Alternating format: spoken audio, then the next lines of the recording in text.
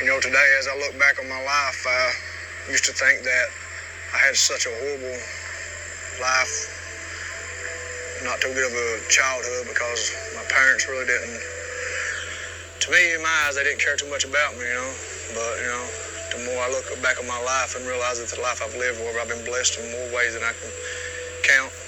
My parents didn't raise me, but my aunt and uncle did. They loved me enough to take care of me and provide for me. They put me in sports, and they kept me in sports and tried to keep me out of trouble. And as I look back at this field, a lot of memories come rushing back. Played football, basketball, and baseball almost every single year. I was blessed to have them, I really was. Paul was 9-year-old when he came to our home, him and his brother and sister. Paul was a good athlete. He worked hard, and he played real well. Had a great arm. Even at a 9-year-old kid, he could throw a curveball. I remember the last game I actually played on this field. We was playing the Hazard Bulldogs. That year they were supposed to be in the best team in the region, and I had 15 strikeouts. Pitched a one-hitter shutout against number one team in the region. We beat them 2-0 that game.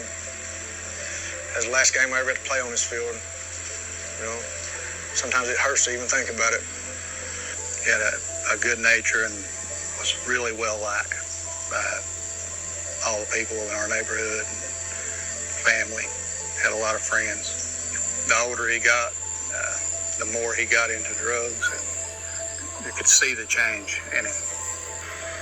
As my senior year, I was supposed to graduate. I think it was like May the 23rd or something like that. And then April 17, 2003, I got locked up for 2 counts of first-degree burglary, 2 counts of first-degree robbery, and 2 counts of first-degree assault. To say I was devastated would be an understatement. Didn't understand why it was happening or why it did happen or how God could let it happen. And tried to escape. Several guards got assaulted. And I knew I was hit then, I did. Anyways, I finally got to take my original charges to jury trial and got acquitted of them. Proved I didn't have nothing to do with it, but I made that bad situation worse by trying to escape. I was starting to wake up every day knowing there's more to life, but not knowing how to get there. And I was hating my life. Suicidal thoughts, depression, like something I never battled with, where it was kicking in strong and hard. And it was getting to the point where, I didn't want to live anymore.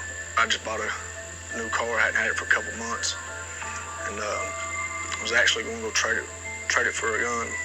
I was done. I was like, I didn't want to live anymore. I was hopeless. I was lost. As I was in one of my buddy's house, little did I know that my car was being towed on the rollback, like for no reason at all. And now when I look back at that, like, if that wouldn't happen that night, I wouldn't be here today.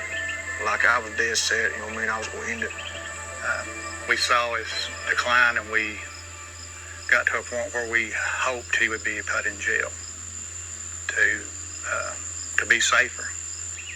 I remember going to court, and Judge Mullins court ordered me to treatment for 30 days. They started telling me, started seeing stuff in me that I hadn't seen in a long time, started telling me that I didn't have to live like that no more, that I was meant for more, that I had purpose in my life, and started showing me. I seen so many addicts, so many people just like me, that was no different than I was, with their hands in the air, praising Jesus, and that's when things really started to change for me. I started thinking, well, maybe this might be for me. Maybe I can change too. God points us all in the direction he wants us to go. And I think he used even those situations and circumstances to take Paul to where he is now. The people that I've met in ARC is crazy because, they ain't no different than I am. They've been where I've been. They've done the things that I've done, and they showed me that there was hope, that I could change, that I could do something different. And that's what it's all about. That's why I'm standing here today, 16 months clean. The last 20 years, I probably had 16 months clean combined. And here I am working for ARC, doing something different with my life. He's really been blessed lately. He's married to a great lady, got great kids. He's doing well with raising his children. He's being a godly dad and a godly example in front of them. He's even a godly example in front of me. I've tried to be one in front of him, but he's doing well.